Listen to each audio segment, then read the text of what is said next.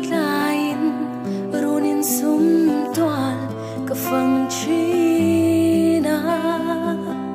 hoi velin chung si arle chor tha eng no riai khirin nom khwa ahar zual chin ingai hian mo lung min le ne ikim tlang moi na zong khane om khwa har nangai reng hian chuni le zan khwa ka lo mang chi tlei reng har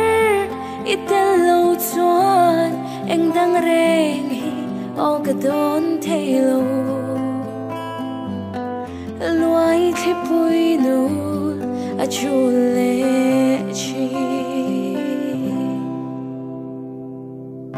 min don ve mo izun ngai ke ariang te hi khe nem puanang I lui si lo ka thilai zun ngai don lo de chuan zai I re lai kha sui lung lengin om har na vang kat lei thei lo om khwa har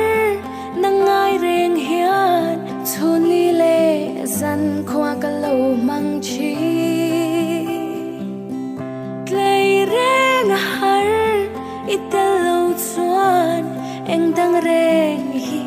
o ka don thelo luai thi pui nu a chu le chi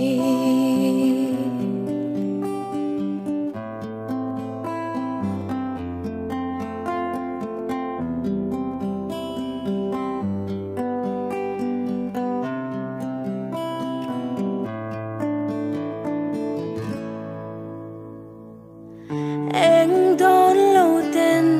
ka chang ne ma han bei ve la sui lung lom le du ai sam zong akim nge